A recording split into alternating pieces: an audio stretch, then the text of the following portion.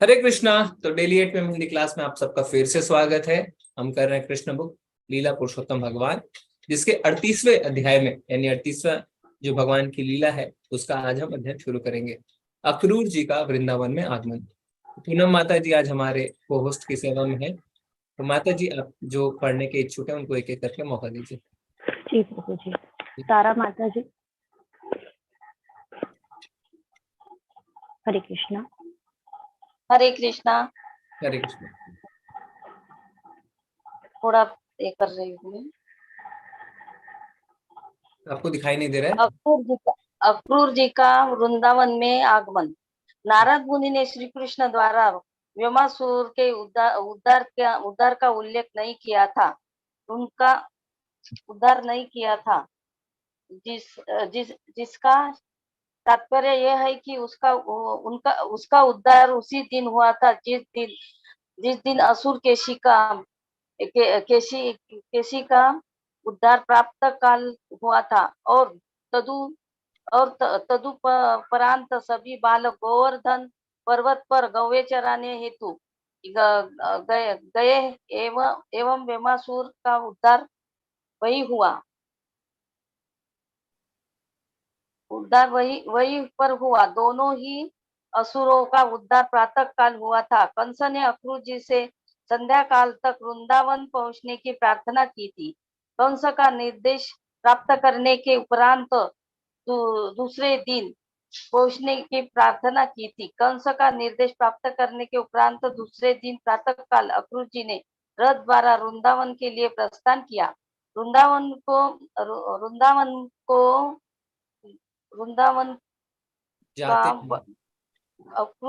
अक्रूर जी श्री भगवान का यशोगान करने लगे, क्योंकि वे स्वयं भी श्री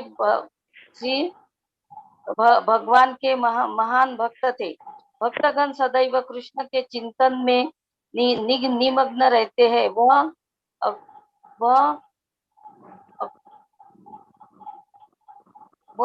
अक्रूर एवं अक्रूर जी। हाँ, एवं अक्रूर जी निरंतर श्री कृष्ण के कमल नयनों का चिंतन करते रहते हैं। उन्हें ज्ञात नहीं था। हरे कृष्ण माता। हरे कृष्ण माता जी। हरे कृष्ण प्रभु जी। हरे कृष्ण माता जी। उन्हें ज्ञात नहीं था कि किन पुण्य कर्मों के फलस्वरूप उन्हें उस दिन श्री कृष्ण तथा बलराम के दर्शनार्थ वृंदावन जाने का सुअवसर प्राप्त हो रहा था। शुद्र भक्त कृष्ण की सेवा के लिए अपने आप को सदा अयोग्य समझता है। अतः अक्रूर जी सोचने लगे कि वे भगवान के दर्शन का दिव्य अवसर पाने के योग्य नहीं है। ऐसा वे इसलिए सोच रहे थे जैसे एक भौतिकतावादी मनुष्य भगवत ज्ञान समझने में था। चतुर्थ श्रेणी का व्यक्ति शूद्र वेदाध्ययन के लिए अयोग्य होता है, किंतु फिर अक्रूर जी सोचने लगे कृष्ण की कृपा से सब कुछ संभव है, अतः यदि उनकी इच्छा होगी तो मैं उनके दर्शन कर सकूंगा। जिस प्रकार नदी की लहरों पर तैरता हुआ घास का तिनका तट पर आकर संरक्षण पाने का अवसर प्राप्त कर सकता है, उसी प्रकार कोई भौतिकतावादी व्यक्ति कभी कभी कृष्ण कृपा से बचाया जा सकता है। अक्रूर जी ने विचार किया कि यदि कृष्ण की इच्छा होगी तो वे उनके दर्शन करने में सफल होंगे। जिनके दर्शनों के हेतु महान योगीगण ललायत रहते हैं, उन श्री कृष्ण का वे दर्शन करेंगे। यह सोचकर अक्रूर जी ने स्वयं को परम भाग्यवान समझा। उन्हें विश्वास था कि उस दिन श्री कृष्ण के दर्शन मात्र से उनके गत जीवन के सभी पापों के फल नष्ट हो जाएंगे एवं भाग्य से प्राप्त उनकी मानव योनि कृतार्थ हो जाएगी। कंस उन्हें श्री कृष्ण एवं बलराम जी को लाने के लिए भेजकर उन्हें भगवत दर्शन का अवसर दे रहा था। इसे भी वे स्वयं के प्रति कंस का विशेष पक्षपात समझ रहे थे। अक्रूर जी विचार कर रहे थे कि प्राचीन काल में साधुगणों एवं सत्संगी जनों ने श्री कृष्ण के पाद पद्मों के प्रभापूर्ण नखों के दर्शन मात्र से भौतिक जगत की मुक्ति प्राप्त कर ली थी। हरे कृष्ण प्रभु। हरे कृष्ण माता जी। तो यहाँ पे आप देखिए अक्रूर जी भगवान के अच्छे भक्त थे, और एक भक्त की मनोवृत्ति कैसी होती है, मनोदशा कैसी होती है, हमें यहाँ पे सीखना चाहिए। कभी कभी क्या होता है, हम धाम जाते हैं तो हमारे अंदर भावना आती है कि देखा भगवान ने मुझे बुलाया, मैं अच्छी भक्ति कर रहा हूं ना इसीलिए। ऐसे भाव हमारे नहीं होने चाहिए। भाव होना चाहिए, अरे मैं तो इतना शुद्र हूं, मैं तो बिल्कुल भी योग्य नहीं हूं, फिर भी भगवान की असीम कृपा हुई कि भगवान ने मुझे अपने दर्शन के लिए जो है परमिशन दे दी है। तो हम योग्य नहीं है, हमारी योग्यता नहीं है। ऐसा हमें कभी नहीं सोचना चाहिए कि योग्यता के कारण हम जा रहे हैं, नहीं, ये भगवान की कृपा है कि हम जा रहे हैं। तो जब हम शुद्ध भक्तों के बारे में पढ़ते हैं तो इसलिए हम पढ़ते हैं जिससे हम भी क्या कर सके, उनका अनुसरण कर सके। जैसा कि उनके मनोवृत्ति थी, हमें भी अपने वैसी मनोवृत्ति लानी चाहिए। अहंकार की भावना हमारे अंदर बिल्कुल नहीं रहनी चाहिए। हमने पहले देखा था ना, गोपियों को जब लगा, गोपियों से शुद्ध भक्त कोई नहीं हो सकता है, उन्हें जब लगा हम स्पेशल हैं, तुरंत कृष्ण जी वहां से गायब हो गए। तो ये वाजिब सी बात है, हमारे अंदर ऐसा होता है ना, जब हम अंदर से आनंद महसूस करते हैं, जब चीजें अच्छी होने लगती है तो हमें लगता है हम तो अच्छी भक्ति कर रहे हैं, अहंकार आने लगता है। पर हमें ये नहीं भूलना है कि वास्तव में हम किसी चीज के योग्य भी नहीं है, जो कुछ भी है वो सब भगवान की कृपा है। तो भगवान जितनी जल्दी अपनी कृपा देते हैं, अगर हमारे अंदर अहंकार आएगा तो तुरंत वो अपनी कृपा को विड्रॉ भी कर सकते हैं। वो राधा रानी तक में अहंकार को बर्दाश्त नहीं करते, तो हम कौन है? हम तो कोई भी नहीं है। ठीक है जी माता जी। निर्गुणा माता जी। हरे कृष्ण माता जी। हरे कृष्ण हरे प्रभु जी। कृष्ण। अक्रूर जी ने विचार किया कि श्री भगवान अब एक साधारण मानव के रूप में अवतरित हुए हैं और ये मेरा परम सौभाग्य है कि मैं उनका प्रत्यक्ष दर्शन करने में समर्थ होऊंगा। शिव जी, नारद जी, ब्रह्मा जी आदि महान देवता जिनकी वंदना करते हैं, गोपिकाओं के कुमकुम मंडित स्तनों का स्पर्श करने वाले एवं वृंदावन की भूमि पर विचरण करने वाले श्री कृष्ण के उन चरण कमलों के दर्शन की आशा मात्र से अक्रूर जी अत्यंत रोमांचित हो उठे। उन्होंने सोचा, मैं इतना भाग्यवान हूँ कि आज उन चरणारविंदों का दर्शन कर सकूंगा। तिलक से विभूषित ललाट एवं नासिका वाले श्री कृष्ण के सुंदर मुख का दर्शन भी मैं निश्चित रूप से कर सकूंगा। आज मैं उनके हास्य एवं काली अलकों के भी दर्शन कर सकूंगा। यह सुअवसर प्राप्त होने का मुझे पूर्ण विश्वास है, क्योंकि मुझे मृग आज मेरी दाहिनी ओर से जा रहे हैं और यह एक मंगलिक लक्षण है। आज मेरे लिए विष्णु लोक के दिव्य धाम की शोभा का वास्तव में अवलोकन करना संभव होगा, क्योंकि श्री कृष्ण परम विष्णु है और उन्होंने अपनी सदिच्छा से अवतार लिया है। ये वे सौंदर्य सिंधु है, अतएव आज मेरे नयन तृप्त हो गए। हरे कृष्ण माता जी। हरे कृष्ण। हरे कृष्ण ऋतु माता जी। हरे कृष्णा प्रभु जी। हरे कृष्णा माता जी। दंडवत हरे प्रणाम। कृष्ण। प्रभुपाद जी की जय। अक्रूर जी को निसंदेह रूप से ज्ञात था कि श्री कृष्ण परम विष्णु हैं। भगवान विष्णु प्रकृति पर दृष्टिपात करते हैं और इस प्रकार भौतिक सृष्टि का जन्म होता है। यद्यपि भगवान विष्णु इस भौतिक जगत के सृष्टा हैं, तथापि अपनी स्वयं की शक्ति के द्वारा वे प्रकृति के प्रभाव से मुक्त हैं। अपनी अंतरंगा शक्ति से वे प्रकृति के अंधकार को भेद सकते हैं। आदि विष्णु श्री कृष्ण ने उसी प्रकार से अपनी अंतरंगा शक्ति के विस्तार से वृंदावन के निवासियों की सृष्टि की। ब्रह्म संहिता में यह भी पुष्ट किया गया है कि श्री कृष्ण का धाम एवं विशेषता उनकी अंतरंगा शक्ति के विस्तार है। वही अंतरंगा शक्ति जो वे गोकुल वृंदावन में प्रदर्शित करते हैं। पृथ्वी पर वृंदावन के रूप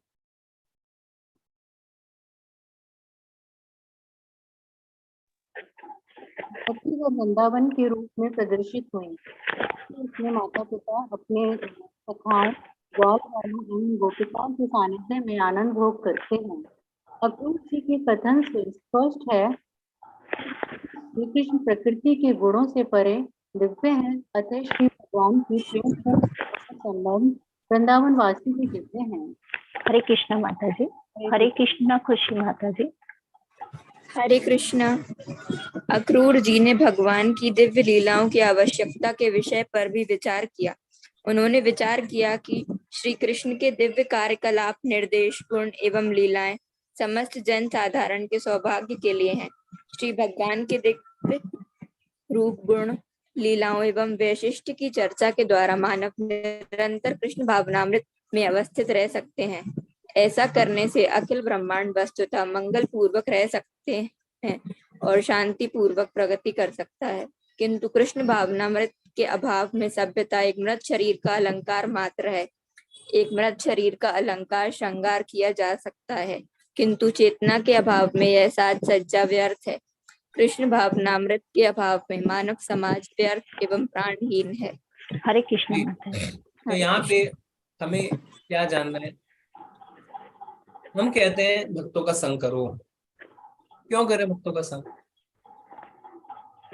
क्या सिर्फ फिजिकली उनके नजदीक रहने से क्या उनके अंदर से हमारे अंदर कोई ऊर्जा आ जाएगी? ऐसा नहीं है।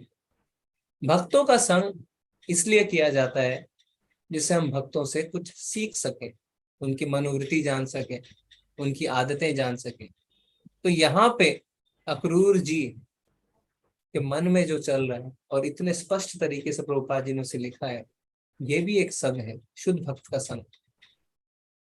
कि शुद्ध भक्त किस तरीके से सोचता है, शुद्ध भक्त के अंदर भगवान के प्रति क्या विचार चलता है, वो कैसे कृतज्ञ रहता है, वो कैसे अपने आप को सौभाग्यशाली मानता है, ये एक शुद्ध भक्त की निशानी है। और जो हम शुद्ध भक्त के बारे में अभी पढ़ रहे हैं, धीरे धीरे हमें भी अपने अंदर ये सारी क्वालिटीज उत्पन्न करनी है। तो यही असली संग है, भक्तों का संग यही होता है। क्यों हमें कहा जाता है कि अपनी संगति अच्छी रखो? क्योंकि धीरे धीरे हमारे अंदर संगति का प्रभाव होने लगता है।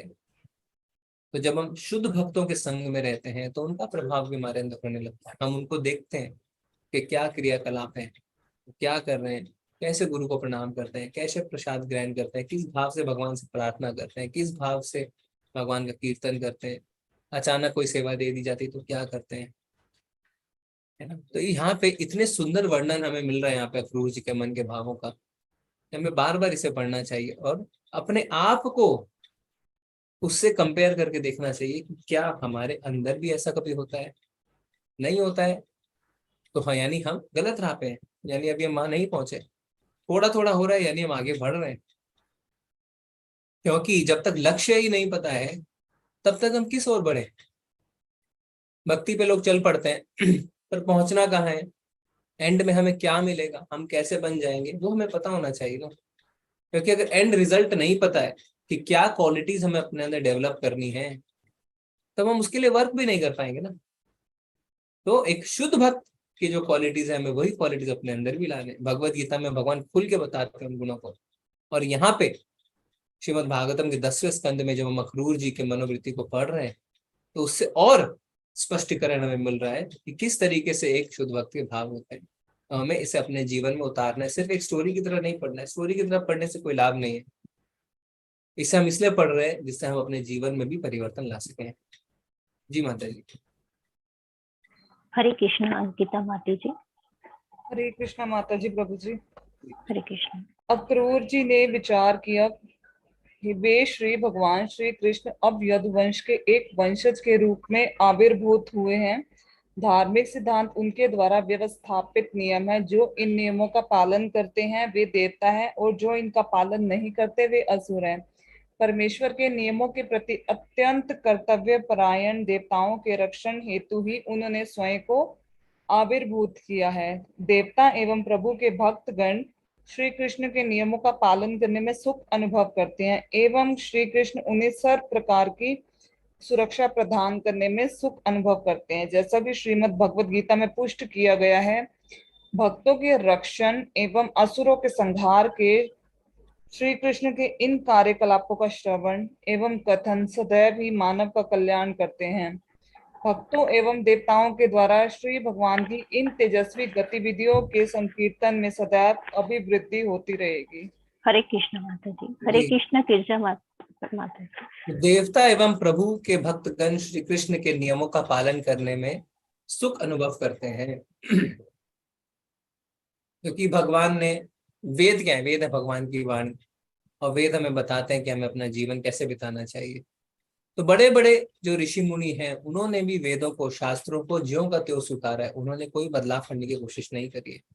तो अगर हम भगवान के नियमों का पालन यानी वेदों में जो लिखा है उसका पालन करते हैं तो सुख की अनुभूति होगी ही होगी, क्योंकि भगवान ने उसे इसीलिए लिखा है। एवं श्री कृष्ण उन्हें सर्व प्रकार की सुरक्षा प्रदान करते हैं। तो अगर हम भगवान के कहे नियमों का पालन करेंगे, भगवान जैसा कह रहे हैं वैसा करेंगे, यानी धर्म के मार्ग पे चलेंगे। कोई कहता है ना धर्म, धर्म यही हो कि भगवान ने जो कहा है उसका पालन करना ही धर्म है। धर्मम तु साक्षात भगवत प्रणीतम, भगवान ने जो कहा है वही धर्म है। तो अगर हम धर्म के मार्ग पे चलेंगे तो धर्म हमारी रक्षा करेगा, है ना। ये डिफॉल्ट है, इसमें कोई किंतु परंतु नहीं है। इसीलिए लिख रहे हैं कि अगर श्री कृष्ण के नियमों का हम पालन करेंगे तो कृष्ण हमें हर प्रकार की सुरक्षा प्रदान करेंगे। जैसा कि भगवत गीता में पुष्ट किया गया है, क्या लिखा गया है कि परित्रणाय साधुना विनाशाय च दुष्कृताम, भक्तों के रक्षण एवं असुरों का संहार करने के लिए भगवान आते हैं। जी जी माता जी। हरे कृष्णा प्रभु जी, हरे कृष्णा माता जी। प्रभुपाद द्वारा तात्पर्य, श्री कृष्ण श्री भगवान सर्व गुरुओं के गुरु है। वे सभी पतित आत्माओं को मोक्ष प्रदान करने वाले हैं एवं तीनों लोकों के स्वामी हैं। भगवत प्रेम का अजन लगाकर कोई भी उनका दर्शन कर सकता है। आज मैं श्री भगवान के दर्शन कर सकूंगा जिन्होंने अपने दिव्य सौंदर्य से सौभाग्य की देवी लक्ष्मी जी को सतत अपने सानिध्य में रखने को आकृष्ट कर लिया है। संपूर्ण दृष्टि एवं जीवात्माओं के स्वामी परमेश्वर को प्रणाम जली अर्पित करने के लिए मैं वृंदावन पहुंचते ही रथ से उतर जाऊंगा एवं भूमि पर साक्षात दंडवत प्रणाम करूंगा। महान योगी गण सदैव कृष्ण की पदार बिंदुओं की पूजा करते हैं, एतवे मैं भी उनके पदार बिंदुओं की वंदना करूंगा एवं वृंदावन में ग्वालों के समान उनके सखाओं में से एक बन जाऊंगा। जब मैं इस रीति से कृष्ण के समक्ष नमन करूंगा तब निश्चित रूप से वह हस्त कमल मेरे मस्तक पर रख देंगे। उनके पदार बिंदु में मैं अस्तित्व में भयभीत सभी प्राणियों के लिए श्री कृष्ण ही जीवन के चरम लक्ष्य है। जब मैं उनके दर्शन करूंगा तब निश्चय रूप से वे मुझे अपने चरण कमल में शरण दे देंगे। मैं अपने मस्तक पर उनके कर कमलों के स्पर्श का आकाश हूँ। जब उनके उस कर कमल ने राजा इंद्र और बलि को स्पर्श किया, वे ब्रह्मांड के स्वामी होने के योग्य बन गए। और जब उसी कर कमल ने गोपियों का स्पर्श किया, जब वे रासलीला में कृष्ण के साथ नृत्य कर रही थी, तब उनकी सारी थकान दूर हो गई। इस रीति से अक्रूर जी, हरे कृष्णा माता जी। हरे कृष्णा माता जी। जी, तो आप देखिए कितनी सुंदर प्लानिंग कर रहे हैं ना अक्रूर जी।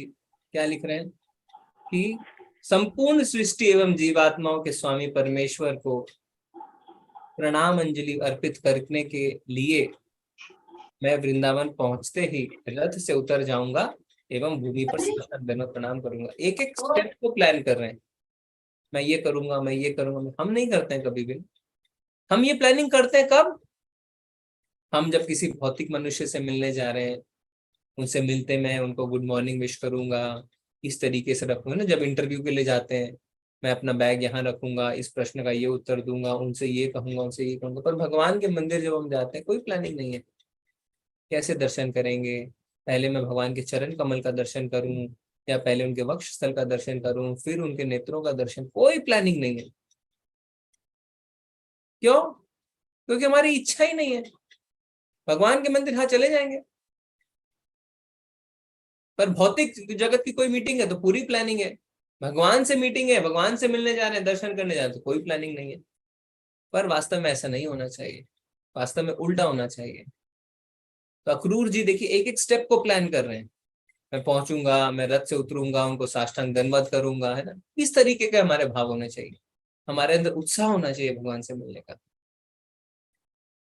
तिरुपति बालाजी लोग जाते हैं, ऊपर चढ़ाई करते हैं ना, दर्शन कितने शायद 10 सेकंड के भी नहीं होते हैं, पर पूरे रास्ते हम जाते हैं सांसारिक बातें करते करते, तो मौसम ये हो रखा है, मौसम बड़ा अच्छा है, अरे मैं इस होटल में रुका, इसका इतना भाड़ा है, अच्छा होटल है, एसी काम नहीं कर रहा था, मैं तो ये ट्रेन से आया, वेटिंग लिस्ट थी, मैं इस फ्लाइट से फलाना देखना, सारी बातें, और दर्शन किया, 10 सेकंड में बाहर निकल के आ गए। 4 दिन लगा दिया आपने, 10 सेकंड सिर्फ भगवान के दर्शन किए, और बाकी सारा समय प्रजल भौतिक बातें। क्या लाभ है? कोई लाभ नहीं है। मेडिटेशन भगवान पे होना चाहिए, हमारा ध्यान भगवान पे केंद्रित होना चाहिए, भगवान के साथ हम कैसे मिलेंगे उसकी हमारी प्लानिंग होनी चाहिए। हम क्या करेंगे, कैसे दर्शन करेंगे, भगवान से क्या प्रार्थना करेंगे, कैसे उनकी स्तुति करेंगे, ये प्लानिंग हमें करनी चाहिए। तो सारा हमारा ध्यान भगवान पे केंद्रित होना चाहिए, ठीक है। इसी को कहते हैं कृष्ण कॉन्शियसनेस। हर समय जो हमारी चेतना है वो भगवान में लगी रहनी चाहिए। जी माता जी। हरे कृष्णा उषा माता जी। हरे कृष्णा। इस रीति से अक्रूर जी श्री कृष्ण के हाथों से आशीर्वाद पाने की आशा करते थे। उन्हें ज्ञात था कि उच्चतर, मध्यम एवं निम्नतर तीनों लोकों के स्वामी एवं स्वर्गाधिपति इंद्र ने श्री कृष्ण को केवल जल अर्पित किया था, जिसे स्वीकार करके भगवान ने उन्हें आशीर्वाद दिया था। उसी प्रकार बलि महाराज ने वामन देव जी को केवल 3 पग भूमि एवं थोड़ा जल दान दिया था, जिसे वामन देव जी ने स्वीकार कर लिया। उसी के फलस्वरूप बलि महाराज ने इंद्र का स्थान प्राप्त किया। जब गोपियां श्री कृष्ण के साथ रास नृत्य करते करते भ्रमित हो गई, तब उनके मुख पर आए मुक्त सदृश शम बिंदुओं पर श्री कृष्ण ने मानस सरोवर में उगे सुगंधित कमल पुष्प की भांति अपना हाथ फिराया, और वे तत्क्षण विगत श्रम हो गई। इस प्रकार अक्रूर जी ने श्री कृष्ण के वरहत से आशीर्वाद की आशा कर रहे थे, और यदि वे कृष्ण भावनामृत को अंगीकार कर ले तो श्री कृष्ण का वरद हस्त सभी प्रकार के मनुष्य को आशीर्वाद देने में सक्षम है। यदि कोई इंद्र की भांति भौतिक सुखों की कामना करता है तो श्री कृष्ण के वरद हस्त से उसे वही वरदान उपलब्ध हो सकता है। यदि कोई पवित्र एवं दिव्य कृष्ण प्रेम में उनसे व्यक्तिक संपर्क एवं उनकी दिव्य देह के स्पर्श की कामना करता है, तो उसे भी उनके वरद हस्त से वरदान प्राप्त हो सकता है। हरे कृष्ण माता जी। हरे कृष्णा। जी कंटिन्यू करेंगे। हाँ जी, राखी माता जी। हरे कृष्ण प्रभु जी। हरे कृष्ण माता जी। हरे कृष्ण। आप पे थे माता जी इतने पर। हाँ जी। शिला प्रपात की जय। इतने पर भी अक्रूर जी श्री कृष्ण के शत्रु कंस का प्रतिनिधि नियुक्त होने पर भयभीत थे। उन्होंने विचार किया, मैं श्री कृष्ण का दर्शन उनके शत्रु के संदेहवाहक के रूप में मैं करने जा रहा हूँ। उसी समय उन्होंने यह भी विचार किया कि परमात्मा के रूप में श्री कृष्ण प्रत्येक प्राणी के हृदय में निवास करते हैं, अतः उन्हें आवश्यक ही मेरी हृदयगत भावना का ज्ञान हो गया। यद्यपि अक्रूर जी की श्री कृष्ण के शत्रु का विश्वास प्राप्त था, किंतु उनका हृदय निर्मल था। वे श्री कृष्ण के एक शुद्ध भक्त थे। उन्होंने श्री कृष्ण से भेंट करने के लिए ही कंस का संदेशवाहक बनने का खतरा उठाया था। उन्हें विश्वास था कि यद्यपि वे कंस के प्रतिनिधि के रूप में जा रहे थे, तथापि श्री कृष्ण उन्हें एक शत्रु के रूप में नहीं स्वीकारेंगे। यद्यपि कंस के द्वारा प्रतिनिधि नियुक्त होकर मैं एक पाप पूर्ण दूत कर्म करने हेतु जा रहा हूँ, परंतु जब मैं भगवान के सन्निकट जाऊंगा तब उनके सम्मुख पूर्ण विनम्रता से करबद्ध खड़ा होऊंगा। निश्चय ही मेरी भक्ति पूर्ण भव भंगिमा से वे प्रसन्न हो जाएंगे और संभवतः वह प्रेम पूर्वक मुस्कान दें एवं मुझ पर एक दृष्टिपात कर दें और इस प्रकार मुझे सर्व प्रकार के पापों के फल से मुक्त कर दें। तब मैं दिव्य आनंद एवं ज्ञान के मंच पर पहुंच जाऊंगा। चूंकि श्री कृष्ण मेरे हृदय को जानते हैं, अतः जब मैं उनके निकट जाऊंगा वह मेरी आलिंगन कर लेंगे। मैं न केवल यदुवंश का एक सदस्य हूँ, अपितु उनका संबंधी और एक निष्कलंक विशुद्ध भक्त भी हूँ। उन्हें दया पूर्ण आलिंगन से मेरा शरीर, मेरा हृदय एवं आत्मा शुद्ध हो जाएगी और भी विगत जीवन के कर्म एवं उसके फल पूर्ण रूप से धुल जाएंगे। जब वह मेरे शरीर को स्पर्श करेंगे तब मैं तत्क्षण विनय पूर्वक हाथ जोड़कर खड़ा हो जाऊंगा। तब श्री कृष्ण एवं बलराम जी निश्चित रूप से मुझे अक्रूर चाचा कहकर पुकारेंगे और इस समय मेरा समस्त जीवन धन्य हो जाएगा। तब जब तक श्री भगवान किसी को मान्यता न दे उसका जीवन सफल नहीं होता। हरे आप कृष्ण। हरे देखिए कृष्णा माता जी। जो अक्रूर जी के मन में भावनाओं का बवंडर चल रहा है ना। पूरे रास्ते वो यही सोचते हुए जा रहे हैं कि मैं क्या करूंगा, मैं क्या करूंगा, मैं कैसे करूंगा। और यहाँ पे वो क्या बोल रहे हैं कि भगवान तो मेरे हृदय में है, इसलिए वो मेरे हृदय की भावना जानते हैं। भगवान भगवत गीता में कहते हैं उपद्रष्टा अनुमंता च भर्ता भोक्ता महेश्वर। मैं सबके हृदय में साक्षी रूप में हूँ और अनुमति देने वाला हूँ। तो परमात्मा रूप में भगवान है और सब कुछ देख रहे हैं, सब कुछ देख रहे हैं, हम जो कर रहे हैं, हम जो सोच रहे हैं, हम जो करने वाले हैं। अक्रूर जी शुद्ध भक्त है, उनको ये बात का ज्ञान है। और साथ ही साथ एक अच्छी चीज जो हमें यहाँ पे पता चल रही है, जिसका हमें अनुसरण करना है, वो क्या है कि शुद्ध भक्त भगवान के लिए भौतिक जगत में हो सकता है थोड़े रिस्क लें। जैसे अक्रूर जी रिस्क क्या ले रहे हैं, कंस का संदेशवाहक बनने का रिस्क। उन्हें पता है कि ये पाप पूर्ण कृत्य है और हो सकता है कि भगवान सोचे कि ये तो दुश्मन का संदेशवाहक है, पर चूंकि उन्हें भगवान के दर्शन चाहिए थे, उन्होंने ऐसा रिस्क लिया। गोपियों ने भी ऐसा रिस्क लिया था। जब भगवान श्री कृष्ण के सर में दर्द हो रहा था तो क्या पता चला कि आप अपने चरणों की रज दे दें, जिससे भगवान उन रज को अपने सिर पे लगाएंगे तो क्या होगा, सिर दर्द खत्म हो जाएगा। तो गोपियों ने सोचा अरे अगर हमारे चरण के रज भगवान ने लगा लिए तो हमें तो नरक मिलेगा। फिर गोपियों ने क्या सोचा, नरक मिले तो मिले पर भगवान का सर दर्द तो खत्म होगा। तो अपने असुविधाओं को भूलते हुए जब हम भगवान की सेवा में लगते हैं, भगवान बहुत प्रसन्न होता है और अंत में आपको असुविधा नहीं मिलेगी। जैसे बलि महाराज, शुक्राचार्य ने कहा ये विष्णु है, इसे आप वचन ना दें, पर उन्होंने क्या किया, गुरु के अगेंस्ट गए। वही गुरु जिन्होंने उन्हें बचाया था। कृतज्ञ थे पूरी तरीके से बलि महाराज शुक्राचार्य के लिए। पर जहां पे गुरु उनसे भगवान से विमुख कर रहा था, वो वहां पे गुरु को भी त्याग देते हैं। और क्या होता है, जब तीसरा कदम रखने को कोई जगह नहीं बचती है तो सारे लोग बलि महाराज की का मजाक उड़ाते हैं।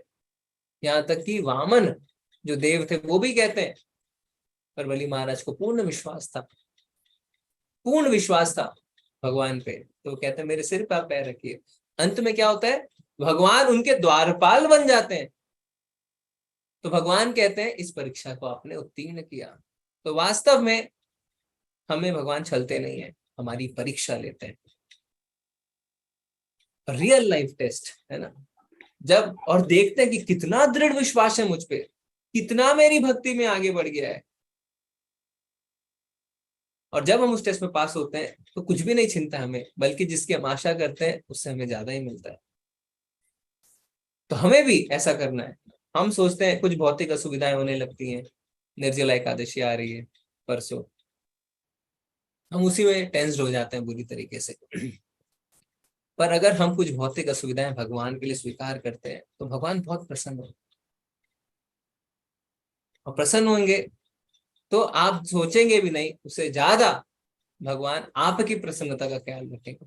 पर भक्त कोई भौतिक प्रसन्नता के पीछे नहीं है, वो इसलिए व्रत नहीं कर रहा है कि मुझे कुछ मिले, पर हमारे मन में जो संशय रहता है हम ठगे जाएंगे, उस संशय को हमें दूर करना। क्योंकि हम इतने ज्यादा कंडीशनड है, बद्ध हैं कि हर चीज को हम ट्रांजैक्शन की तरह लेते हैं। हम ये कर रहे हैं, हमारे को क्या मिलेगा, मुझे क्या मिलेगा। बाय डिफॉल्ट हमारी थिंकिंग ऐसी है। करोड़ों जन्मों से, न जाने कितने जन्मों से हम इसी तरीके से अपनी चेतना को डेवलप किया हमने, मुझे क्या मिलेगा। हम ठगे जाएंगे, हम ठगे नहीं जाएंगे, चिंता की कोई बात नहीं। भगवान किसी को नहीं ठगेंगे। भगवान तो अपने भक्तों के कृत्य दास बन जाते हैं। क्या ठगेंगे भगवान, क्यों ठगेंगे, है ना। तो ये पूर्ण विश्वास तभी आता है जब पूर्ण समर्पण होता है। तो जब हम पूर्ण समर्पण करेंगे भगवान के आगे, तो हर किसी परिस्थिति में जीवन में हमें ये विश्वास रहेगा, सूर्यदम सर्वभूतानां, भगवान ने कहा है मैं तुम्हारा हितैषी हूं, बस। तो कुछ भी गड़बड़ नहीं होगा, कुछ भी गड़बड़ नहीं होगा। कृष्ण राखे मारे के, अगर कृष्ण किसी की रक्षा करते हैं तो उसको कोई नहीं मार सकता है। कृष्ण मारे राखे के, और अगर कृष्ण को मारना ही है तो हम कितना भी छटपटा ले, कोई हमारी रक्षा नहीं कर सकता। अगर कृष्ण को रक्षा करना है कोई नहीं मार सकता है, अगर कृष्ण को मारना है तो कोई रक्षा नहीं कर सकता। तो इससे अच्छा सरेंडर, सिंपल है ना। कृष्ण राखे मारे के, कृष्ण मारे राखे के, सरेंडर। अगर हमें कृष्ण को मारना ही है तो हम कुछ भी कर लें, कितना ही छटपटा ले, हमें कोई नहीं बचा सकता है, तो फिर हम क्यों छटपटाएं। और कृष्ण राखे मारे के, अगर कृष्ण हमारी रक्षा करेंगे तो हमें डरना किस बात के लिए है, कोई नहीं मार सकता है हमें। भले हमें प्रतीत हो रहा हो ये मेरा दुश्मन है, ये मेरा दुश्मन है, ये मेरा नुकसान करेगा, ये मेरा नुकसान करेगा, कोई नुकसान नहीं कर सकता है। तो कृष्ण कब रक्षा करते हैं, जब हम शरणागति लेते हैं। सर्वधर्मान परित्यज्य मामेकं शरणं व्रज अहम त्वं सर्व पापेभ्यो मोक्षयिष्यामि मा शुचः। मेरी शरण में आओ, मैं तुम्हारा उद्धार कर दूंगा। तो हमें सिर्फ एक ही चीज करना है, भगवान की शरणागति ले रही है। ठीक है जी माता जी। हरे कृष्ण प्रीति माता जी। हरे कृष्ण माता जी। हरे कृष्ण प्रभु जी। जी। यहाँ पर स्पष्ट रूप से कहा गया है कि सबको अपनी सेवा तथा भक्ति से ऐसा प्रयत्न करना चाहिए कि भगवान उन्हें मान्यता दें, क्योंकि इस मान्यता के अभाव में मानव योनि में जन्म निंदित होता है। जैसा कि भगवत गीता में कहा गया है, परमेश्वर श्री भगवान का प्राणी मात्र के प्रति संभाव होता है, ना कोई उनका शत्रु है ना मित्र, किंतु भक्ति पूर्वक प्रेम से अपनी सेवा करने वाले भक्त की ओर उनकी रुचि होती है। भगवत गीता में यह भी कहा गया है कि परमेश्वर भक्त के द्वारा की गई भक्ति सेवा के प्रति सहानुभूति रखते हैं। अंकुर जी ने विचार किया है कि श्री कृष्ण देव लोक के कल्प वृक्ष की भांति है, जो पूजक के इच्छा अनुसार फल देता है। श्री भगवान सभी वस्तुओं के उद्यम भी हैं। एक भक्त को यह ज्ञात होना चाहिए कि किस प्रकार की सेवा करने से उसे प्रभु से मान्यता प्राप्त होगी।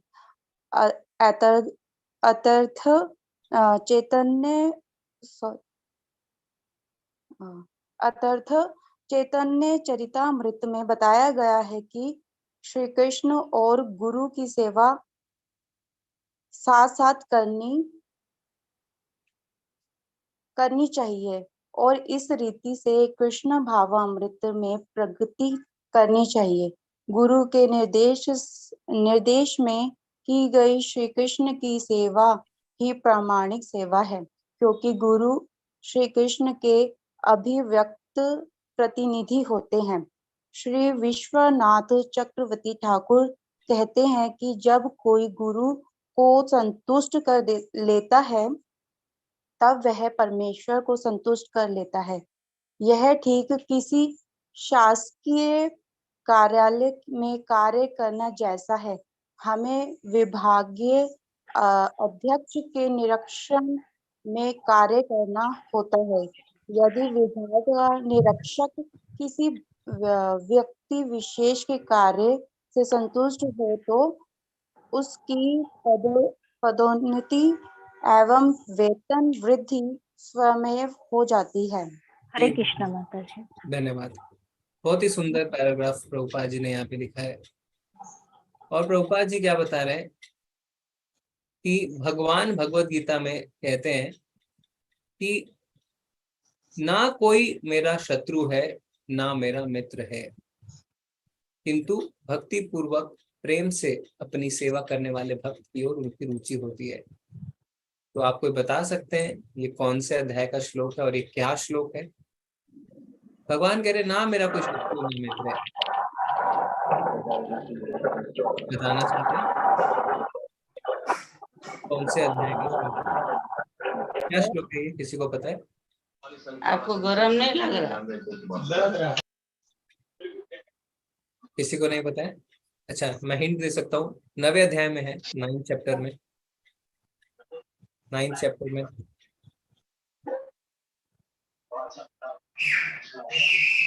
ठीक है, 9th चैप्टर का 29वां श्लोक 9:29, जिसमें भगवान क्या कह रहे हैं?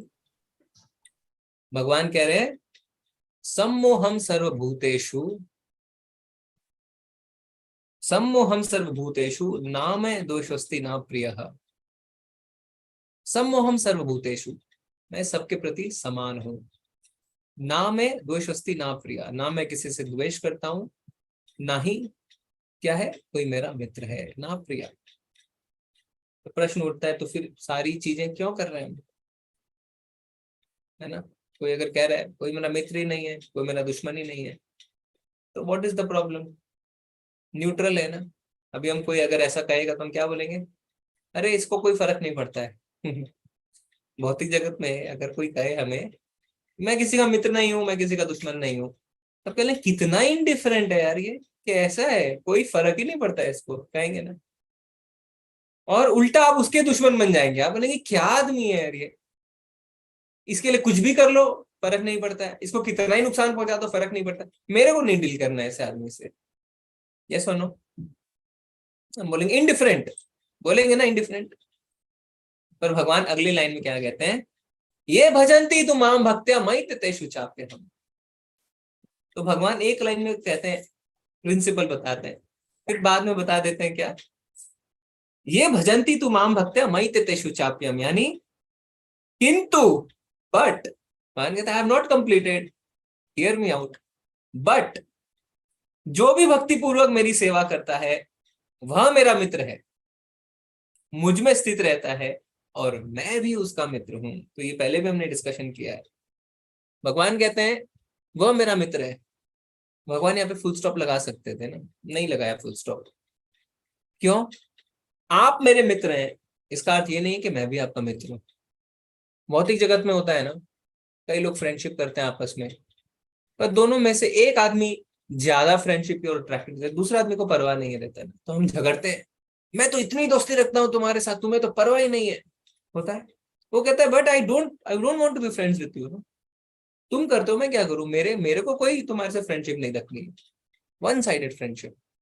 भगवान कहते हैं ना ना ना, मैं भी उसका मित्र हूं, टू साइडेड फ्रेंडशिप। ठीक है, तो हमें इस बात को याद रखना है कि भगवान सेंटिमेंटल नहीं है। भगवान कहते हैं ना मैं द्वेषस्ति ना प्रिया, ना मैं किसी का मित्र हूं, ना मैं किसी से द्वेष करता हूं। द्वेष नहीं करते हैं। द्वेष करेंगे तो कैसे चलेगा? माँ बाप अपने बच्चे के प्रति द्वेष करते हैं क्या? चोरी भी करता है, जेल में भी जाता है, तो भी माँ उसके लिए खाना लेके जाती है ना, द्वेष नहीं करती है। तो भगवान के तो सारे बच्चे हैं। भगवान कहते हैं ना कि मेरे सारे बच्चे हैं, ये अहम बीज प्रदापिता, मैं सबका पिता हूं, माता धाता पिता महा। द्वेष नहीं करते हैं, पर जो भक्ति करता है उसके मित्र हैं, वो भी मेरा मित्र है, मैं भी उसका मित्र हूं। ठीक है, तो भगवान ने यहाँ पे अपना पोजीशन क्लियर कर दिया भक्तों के प्रति। और क्या लिखा हुआ है? अक्रूर जी ने विचार किया कि श्री कृष्ण देवलोक में कल्प वृक्ष की भांति हैं जो इच्छा अनुसार फल देते हैं। श्री भगवान सभी वस्तुओं के उद्गम हैं, सर्व कारण कारणम। तो ये ब्रह्म संहिता का पहला श्लोक है। आप सबको अभी तक तो याद हो ही गया होगा, हमने इतनी बार चर्चा कर ली है। क्या है पहला श्लोक, कोई बता सकता है ब्रह्म संहिता का? ईश्वर परम कृष्ण सच्चिदानंद विग्रह अनादिरादिर गोविंदम सर्व कारण कारणम। वेरी नाइस प्रभु जी, आप समझाना चाहते हैं थोड़ा सा इसको? म्यूट कर लीजिए। भगवान है वह ही परम ईश्वर है, सच्चिदानंद विग्रह, यानी सच्चित और आनंद स्वयं श्री कृष्ण ही है। अनादिर आदिर गोविंद, वह अनादि है और आदि है, मतलब आदि और अंत सब कुछ वही है, जो मतलब उन्हीं से उत्पत्ति होती है, उन्हीं में प्रलय हो जाता है, जो भी गाने। और गोविंद जो गायों के रक्षक हैं, सर्व कारण कारणम, यानी सभी कारणों के भी कारण है वो, जो भी यहाँ पर हो रहा है उन सभी कारणों के कारण है। जी जी जी जी जी, बहुत ही सुंदर प्रभु जी आपने समझाया। अनादि राधिर गोविंदा, यानी सब चीजों का उद्गम भगवान से है, पर भगवान का कोई उद्गम नहीं है, इसीलिए दो शब्द का इस्तेमाल हुआ, अनादि आदिर गोविंदा। एक शब्द का अर्थ है उनसे सब चीज का उद्गम है, दूसरे शब्द का अर्थ है पर उनका कोई उद्गम नहीं है। ठीक है, तो ब्रह्म संहिता बहुत ही सुंदर जो है एक हमारा शास्त्र ग्रंथ है, ब्रह्मा जी द्वारा खुद लिखा गया है। सिर्फ इसका 5वां अध्याय ही अभी रिवील हुआ है, बाकी ये ग्रंथ जो है वो लुप्त है ना। और ये भी 5वां अध्याय चैतन्य महाप्रभु ने साउथ में किसी मंदिर से खोज के निकाला था। हमें जरूर इसे पढ़ना चाहिए, बहुत कुछ रिवील हुआ है इसमें भगवान के धाम के बारे में। और आगे क्या लिखा हुआ है, श्री विश्वनाथ चक्रवर्ती ठाकुर कहते हैं कि जब कोई गुरु को संतुष्ट कर लेता है तब वह परमेश्वर को संतुष्ट कर लेता है। तो ये वाक्य बहुत इंपॉर्टेंट है हमारे आध्यात्मिक जीवन में। कई बार हम क्या सोचते हैं कि हम सीधे भगवान के पास पहुंच जाएंगे, भगवान के पास सीधे पहुंचना संभव नहीं है, संभव नहीं है।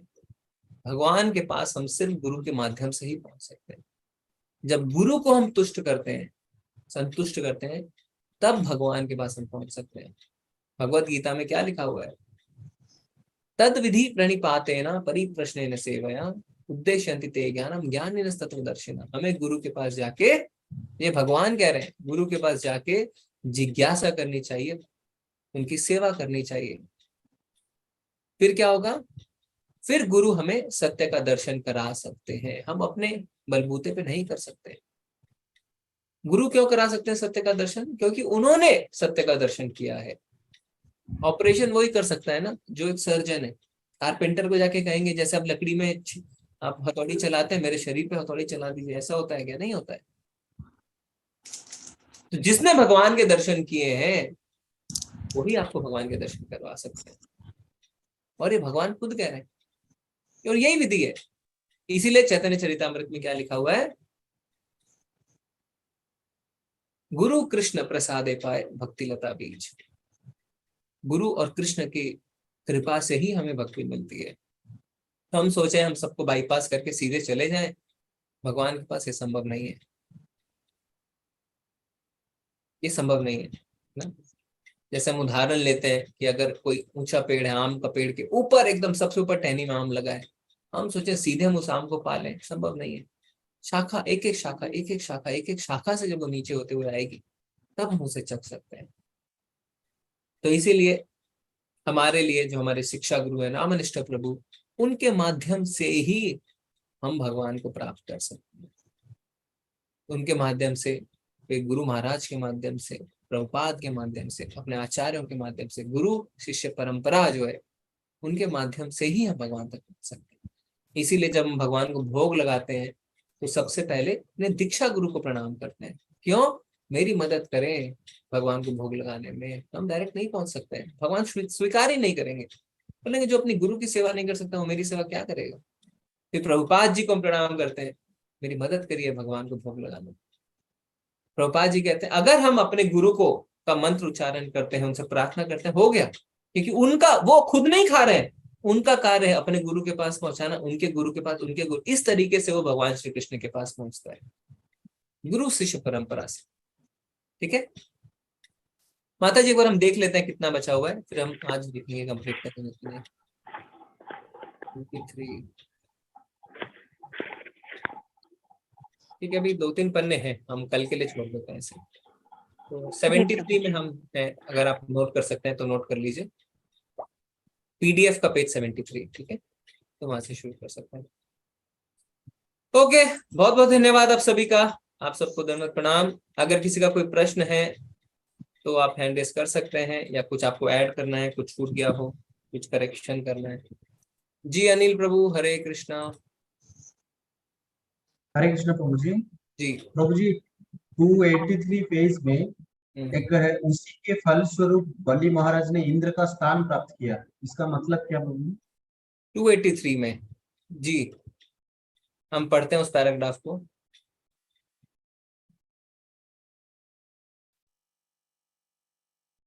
हाँ, जब उनके उस कर कमल ने राजा इंद्र और बलि को स्पर्श किया, वे ब्रह्मांड के स्वामी होने के योग्य बन गए। और जब उस कर कमल ने गोपियों का स्पर्श किया, जब वे रास लीला में कृष्ण के साथ नृत्य कर रही थी, तब उनकी सारी थकान दूर हो गई। ठीक है, फिर उसके नीचे आते हैं। इस रीति से, हाँ उसका पहले प्रभु जी, उसके पहले है प्रभु जी मैं हाँ पढ़िए।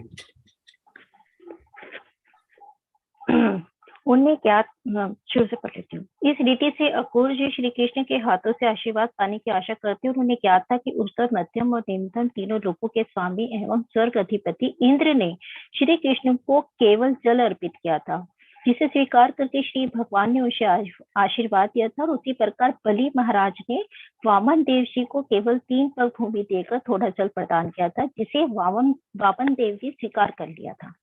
उसी के फलस्वरूप बलि महाराज ने इंद्र का स्थान प्राप्त कर लिया था। तो इसमें प्रभु जी देखिए, इंद्र का स्थान प्राप्त किया। अब यहाँ पे स्वर्ग के राजा की बात हो रही है क्या? I am not aware. पर ये था कि उसके बाद उनको बोला गया था कि आप नीचे लोकों में जाके जो है वहां के राजा बने, और उन्होंने कहा था कि मुझे असुर परेशान करेंगे, तो वो उनके द्वारपाल बनने को तैयार हो गए थे।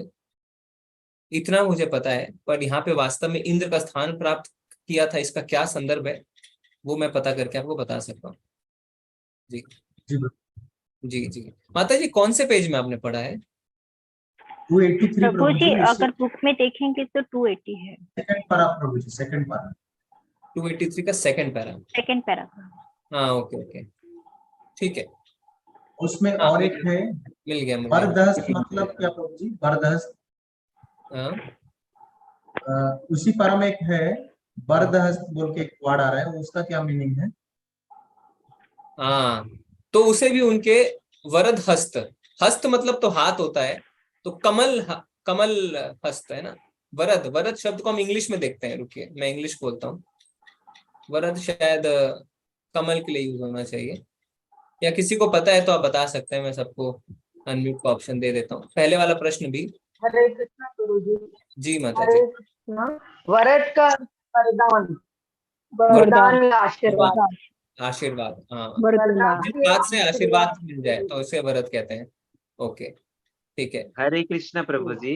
जी हरे कृष्णा जी जी। प्रभु जी, ऐसा हुआ था ना जो बलि महाराज का बोले, हाँ हाँ कि जब बलि महाराज को जब भगवान ने वो देते हैं पाताल, मतलब वो सुतल, कहाँ जब भेजते हैं उनको, सुतल लोक में भेजते हैं हाँ ना। हाँ हाँ। तो फिर भगवान उन्हें एक वरदान देते हैं कि इस जो तुमने ये दान किया है, इतना दान किया है, तो इसके बाद वाले अभी जो चल रहा है, जो इंद्र हैं, उनके नेक्स्ट जो इंद्र होंगे वो बलि महाराज होंगे। ओके। और तब तक उतने दिन तक वो सुतल लोक में रहेंगे, और हाँ उनके द्वार में भगवान उनके द्वारपाल रहेंगे। तो हाँ। इसीलिए भगवान ने उनको ये वरदान दिया था कि इंद्र के पद को तुम प्राप्त होगे इसके बाद। ओके ओके, जी जी जी, जी बहुत प्रभु ही जी, ऐसा सुंदर। सुना है प्रभु जी। ऐसा है ना। हाँ देखिए, अभी आपस में हम सीख रहे हैं सब। तो फिर यही है कि इसीलिए कहा है कि इंद्र पद को इंद्र का पद प्राप्त। प्राप्त हुआ। यस। धन्यवाद प्रभु, धन्यवाद धन्यवाद। हरे ठीक है तो प्रभु जी, आपका क्वेरी सॉल्व हो गया दोनों। ओके, और किसी का कोई प्रश्न है तो आप पूछ सकते हैं। हरे कृष्ण प्रभु जी। जी माता जी। जी माता जी पूछिए। हरे कृष्ण कमल प्रभु जी। हरे कृष्णा माता जी। हरे कृष्णा प्रभु जी। माता जी। प्रभु जी, मेरा ये क्वेश्चन था, आपने जो हमें। माता जी आप म्यूट हो गए, 1 मिनट, अनम्यूट करिए। हरे कृष्णा प्रभु जी। हाँ माता जी। प्रभु जी, आपने बताया था ना एक सदाचार कौन सी थी? क्या समाचार? सदाचार जो कौन सी क्लास थी, एक लगनी थी एक और, वो डेली बेसिस पे। जी वो उनका टाइमिंग नहीं पता लग रहा प्रभु जी। नहीं, डेली नहीं लगेगी माता जी, हफ्ते में 1 या 2 दिन है।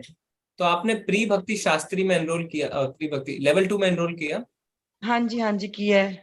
तो उसमें आपने व्हाट्सएप ग्रुप में आपको ऐड कर लिया गया है प्री भक्ति इसके सदाचार के। लेकिन उसमें लिंक तो शो होता नहीं, आता नहीं, मैसेज नहीं आता उसका। आ जाएगा, वो टीचर भी फाइनलाइज नहीं किया होगा इसीलिए मैसेज नहीं आ रहा है। अगर आपको ग्रुप में ऐड कर लिया गया है ना, तो आपको कुछ थोड़ा धैर्य रखिए, उसमें आ जाएगा। ठीक है हरे कृष्णा प्रभु जी। हरे कृष्ण। ठीक है, चतुर्भुजा प्रभु जी का हैंड रेस था, शायद उसी लिए था ना, वो आप बताना चाह रहे थे, राइट प्रभु? जी प्रभु जी जी, ठीक है, उसी के लिए वो बलि महाराज। हाँ धन्यवाद प्रभु जी। हरे तो माता जी, हरे कृष्णा। हरे कृष्णा प्रभु जी। जी प्रभु जी, आप जो ये बिकॉज मैं रोज ज्वाइन नहीं हो पाती हूँ, ये एक्चुअली लेवल 2 के लिए आप जो पढ़ा रहे हैं वो एक्चुअली व्हाट क्या है, ये कृष्णा बुक है? नहीं, ये लेवल 2 नहीं है, ये डेली हिंदी क्लास है, ये कृष्ण बुक हम कर रहे हैं। लेवल 2 सिर्फ संडे को 7 PM पे होती है।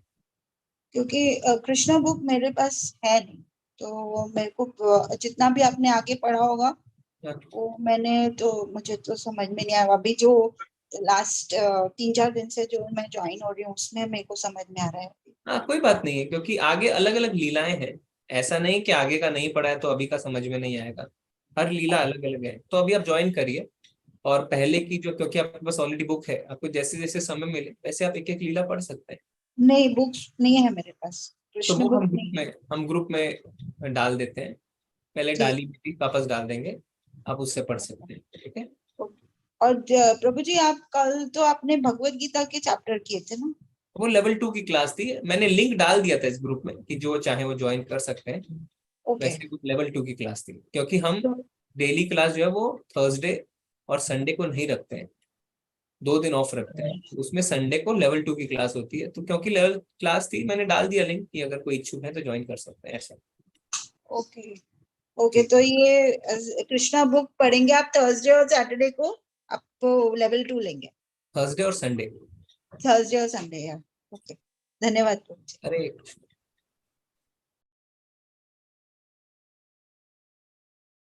हरे कृष्णा आशा माता जी। हरे कृष्णा। हरे कृष्ण प्रभु जी, प्रभु जी मेरा एक डाउट है कि जैसे आप बोलते हैं कि गुरु की आज्ञा सर्वोपरि होती है, जैसे हम लोग बोलते हैं, आप तो भी बोलते हैं। तो अभी जैसे बाली वाले संवाद में भी आया कि उन्होंने गुरु की आज्ञा, उन्होंने बोला ये भगवान है और उन्होंने उनको अनसुना किया, आपने जैसे बोला। जी तो क्या ये अपराध नहीं होता है वहां पर? जी जी जी, तो बहुत ही अच्छा प्रश्न है। तो क्या है, गुरु की आज्ञा हमें माननी चाहिए, और कौन से गुरु की? जो कहेंगे कि समोसे खाओ आपको कृपा मिलेगी, ऐसे गुरु की? या गुरु कहेंगे भगवान की पूजा मत करो, ये विष्णु है, ये तुम्हें छलना है, ऐसे गुरु की नहीं। तो हर चीज में चेक एंड बैलेंस होता है, यानी हर चीज हमें इंटेलिजेंट तरीके से करनी होती है, ब्लाइंड तरीके से नहीं, अंधविश्वास नहीं है। जो इस्कॉन का मूवमेंट है वो अंधविश्वास को बिल्कुल भी बढ़ावा नहीं देता है। तो आप अपने गुरु के आदेशों का पालन करें, पर सतर्क तरीके से, बुद्धिमान तरीके से। तो जब आपको लगता है कि गुरु अब गलत राह पे हैं, तो आप अपने सीनियर से डिस्कस करके उनका परित्याग कर सकते हैं। चूंकि बलि महाराज ऑलरेडी इतने शुद्ध भक्त थे, तो उनको शास्त्रों का ज्ञान था, उन्होंने उसी समय चिंता भावना करके ये निर्णय लिया कि गुरु मुझे अब भगवान से विमुख कर रहे हैं, मैं उस गुरु का परित्याग करता हूँ। ऐसी परिस्थिति में जब गुरु भगवान से विमुख हो चुके हैं, भौतिक चीजों में उनकी रुचि आ गई है, वो आपको गलत शिक्षा दे रहे हैं, तब आप उनका त्याग कर सकते हैं।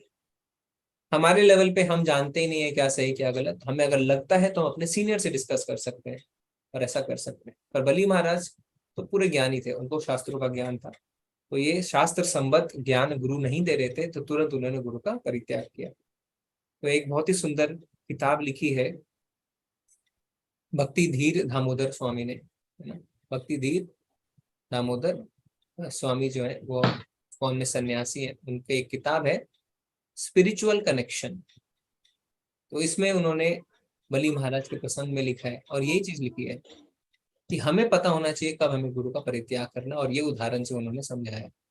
ठीक है प्रभु जी, मैंने एक किसी क्लास में ही सुना था कि पता नहीं, गुरु का नाम नहीं याद आ रहा मुझे इसमें, उन्होंने अपने किसी शिष्य को बोला कि राधा रानी उनको जब पान देती हैं तो वो बोलते हैं कि आपने ये पान नहीं खाना है।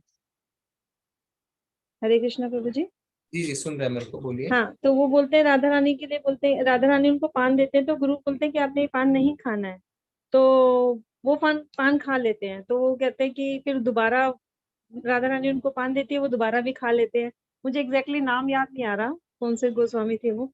तो फिर वो बोलते हैं कि जब जब वो तीसरी बार पान खाते हैं तो गुरु कहते हैं कि आप तुम मेरे शिष्य नहीं हो और तुम्हें मैं त्यागता हूँ। जब उनका लास्ट टाइम आता है तो जब वो भगवान जी के पास जाते हैं तो उनको अंदर लेने से मना कर दिया जाता है कि आप अंदर आने के काबिल नहीं हो क्योंकि आपने अपने गुरु की अवहेलना की है।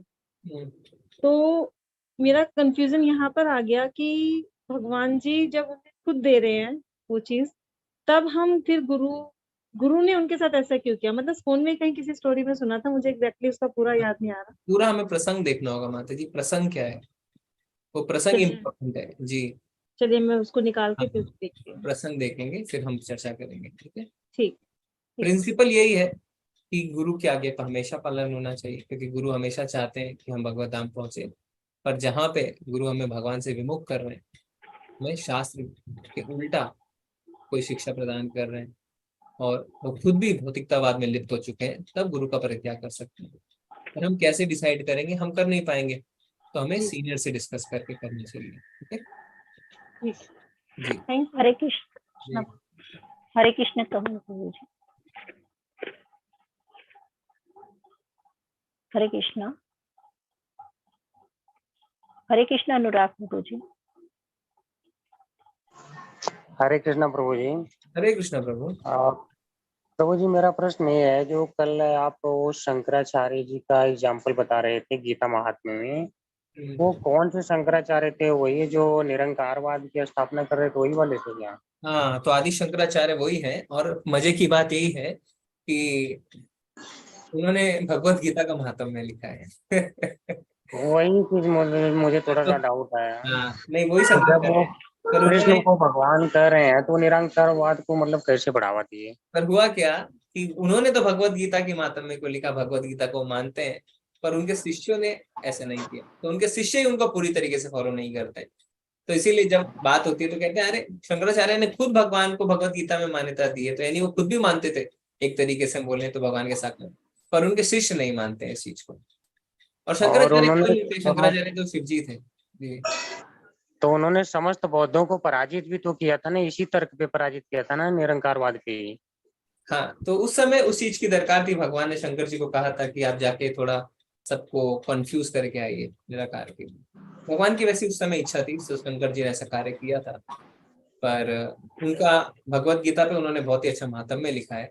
प्रभुपाद जी ने इस महात्म्य को अपने परपोट में कोट किया है, तो इसीलिए हम बताते हैं। ठीक है। हाँ गुरु जी, वही कल मैं देखा तो मुझे बहुत अच्छा लगा, बिल्कुल इन्होंने पॉजिटिव लिखा है। जी जी, और यही है। हम तो महात्मा गांधी के बारे में भी प्रेजेंटेशन में डालते हैं, तो जहाँ पे जिन्होंने पॉजिटिव बताया है भगवत गीता के बारे में, तो हमें वो बताना चाहिए।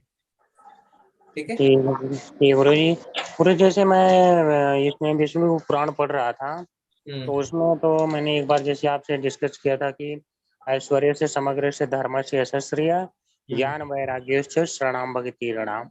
उसके बाद मैं जब 78 नंबर श्लोक पे आया तो उसमें भगवान का डायरेक्ट एक डेफिनेशन टाइप किए हैं पराशर जी ने। उसमें लिखे हैं उत्पत्तिम प्रलयम च भूतानाम अगतिम गतिम वेद विद्याम अविद्याम स च वाच्यो भगवान इति। मतलब अर्थ उन्होंने डायरेक्ट कर दिया कि भूतों की उत्पत्ति, प्रलय, अगति, गति, विद्या और अविद्या, इन 6 चीजों के ज्ञाता को भगवान कहते हैं। तो उन्होंने इसमें डायरेक्ट कर दिया है। तो जैसे हम जब भाग को डिफाइन करते हैं तो क्या साथ में ये वाला भी हम ऐड कर सकते हैं? नहीं, बहुत कुछ है। भगवान के डेफिनेशन हम देने लगेंगे तो बहुत कुछ है। तो भग धातु को समझाने के लिए हम बताते हैं कि ये 6 है। भग का अर्थ होता है ये 6 जो हम गीता के लेवल 1 में भी बताते हैं। इस तरीके से अगर आपको कहा जाए भगवान को डिफाइन करें तो बहुत तरीके से हम डिफाइन कर सकते हैं, ठीक है, पर कुछ जो रेलेवेंट और इम्पोर्टेंट श्लोकास है हम उसके थ्रू बता दें। ओके प्रभु, ठीक प्रभु जी, हरे कृष्णा। हरे कृष्ण कमल प्रभु जी। हरे कृष्ण मोनिका माता जी। जी हरे कृष्ण। प्रभु जी, मैंने क्वेश्चन ये करना था कि प्रभु जी जैसे जहाँ पर हमने गुरु दीक्षा ली हुई है, तो जैसे प्रभु जी हमें 4 साल हो गए, हम जैसे कि ऑनियन गार्लिक वगैरह कुछ भी नहीं खाते, तो प्रभु जी ऐसे हम जहाँ पर हमने गुरु दीक्षा ली है वहां पर जो भी प्रसाद वगैरह कुछ भी बनता है वो लहसुन प्याज का बनता है, तो प्रभु जी हमें खाना चाहिए वहां जाकर कि नहीं? क्योंकि प्रभु जी मन नहीं करता, एक आधी बार खाया था पर जो अंदर से आत्मा है ना कि वो खाने को मन नहीं करता। प्रभु जी आप बताइए क्या करना चाहिए? देखिए माता जी, मैं वो बता सकता हूँ जो हम इस्कॉन में फॉलो करते हैं। इस्कॉन में हम हाँ लहसुन जी। नहीं खाते, चाय जी। कॉफी भी नहीं पीते। हाँ जी। प्रभुपाद जी ने हमें बताया ऐसा करना है, शास्त्रों के अनुसार है ये, तो हम ये नहीं करते, ठीक है। तो अभी अगर आपको अच्छा नहीं लग रहा है खाना तो मत खाइए क्योंकि नहीं खाने से कुछ बिगड़ना नहीं है, पर खाने से जो है उसमें नुकसान हो सकता है, ठीक है। जी जी प्रभु जी, जैसे कि हमारे ना जैसे हम 5 महीने हो गए हम इस क्लासेस से स्टार्ट हुए, पहले जब लेवल किया था हमने, पहला भी कर दिया, सेकंड लेवल भी स्टार्ट किया हुआ है। तो प्रभु जैसे 16 माला का भी जाप कर रहे हैं, तिलक लगाना, कंठी लगाना, तो हम 3-4 साल पहले से करके ठाकुर जी की सेवा कर रहे हैं घर पे।